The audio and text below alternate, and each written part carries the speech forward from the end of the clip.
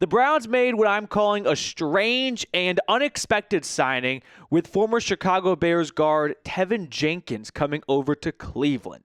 Welcome on into the Cleveland Browns Report by Chat Sports. Matthew Peterson here, breaking the signing down in two ways. Starting off with getting you guys familiar with who Tevin Jenkins is, and then a theory that I'm workshopping right now about a potential trade coming next, which we'll get to later in the video. But let's start by talking about who Tevin Jenkins is, because I remember when he was coming out of Oklahoma State in the 2021 NFL Draft, he was one of the most intriguing prospects. He was an absolute mauler for the Cowboys, but there were some concerns about the health and injury factor for him, and early in his career, he missed a ton of time for Chicago. The last 2 or 3 seasons, he's been more healthy, but we'll look at that in more detail later on. But the core of this is Tevin Jenkins is a mauler. He is a great offensive lineman when healthy, but that's the catch.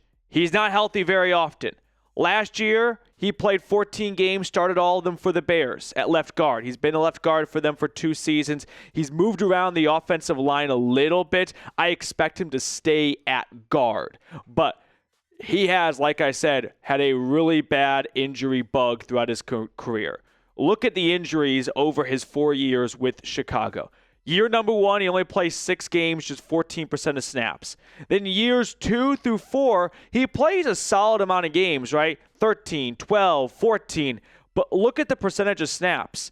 Even when he plays games, it might look like he played a whole bunch of games last year. Yeah, but he leaves a lot of games early with an injury. Foot injuries seem to be popping up a lot. Ankle injuries, back injuries early in his career. It's always a new injury with Jenkins. So that's the catch here, and that's why I think he went so long without being signed, despite being one of the better guards in football when healthy. But teams don't want to spend a lot of money on someone who plays 2/3 of the game and only plays 14 out of 17 games on a good year.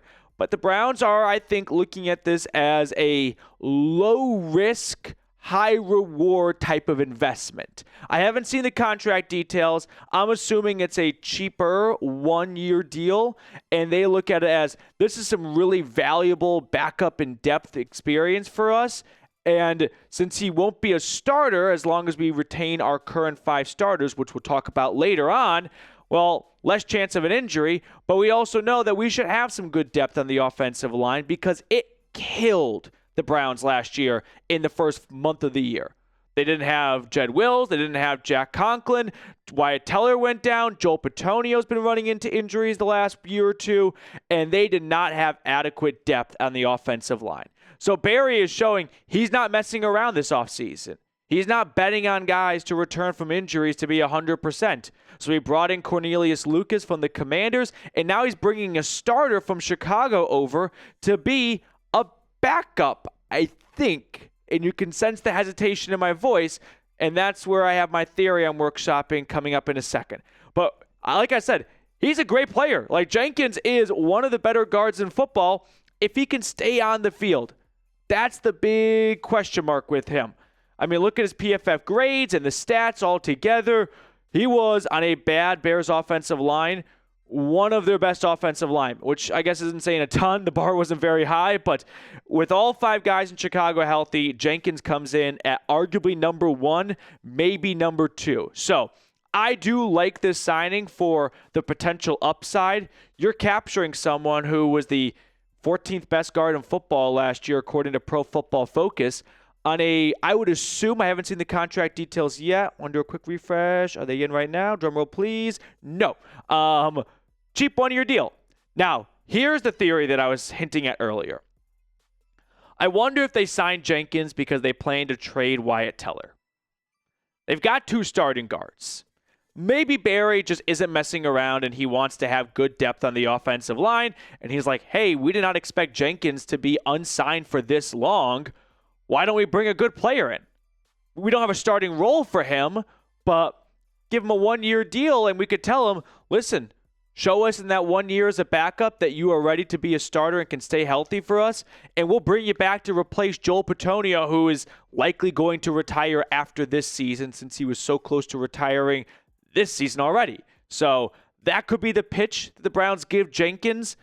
He had meetings with Seattle, I think New Orleans too. Beggars can't be choosers, but one would think that Jenkins wouldn't sign somewhere where he knows he has no chance of starting. And as long as Bitonio and Teller are healthy, he has no chance of starting. So could that mean the Browns are in the works or thinking of trading Teller, who's getting up there in the age column and is coming off a knee injury last season? He was good when he came back from it, though. And they could shed some of his contract and save some money. And then they can go with a cheaper and maybe even better option with Jenkins. That's a possibility. I will not dismiss that altogether because this is a bit of a strange signing.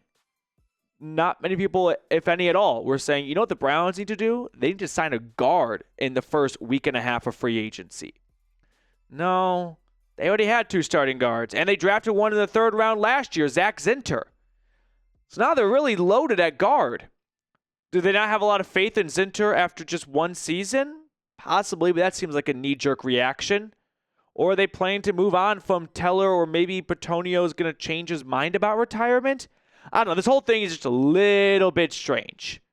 Like, a little fishy. That's all. But overall, I like Jenkins as a player. I'll put it this way, is one of the best offensive lineman highlight reels out there.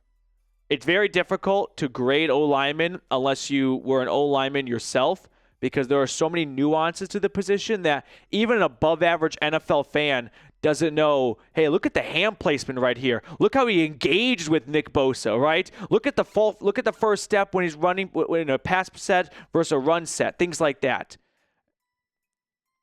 And Jenkins, his highlight reel, go look it up because he moves people.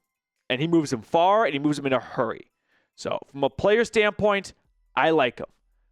From a roster construction standpoint, I'm left confused.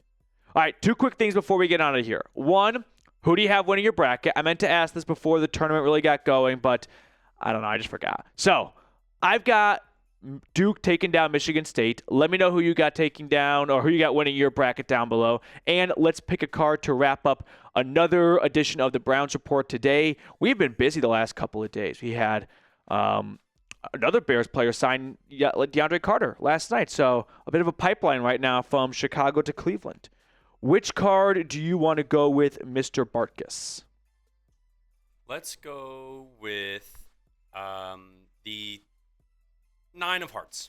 9 of Hearts. I'm going to go with the 10 of Diamonds. Nope. King of Diamonds. King of Diamonds. All right. That will do it for us. I will see everyone later. Thank you for watching. I meant to say this earlier, but you know the YouTube cliche. Smash that sub button down below. Click the like button on your way out, and I'll see everyone later.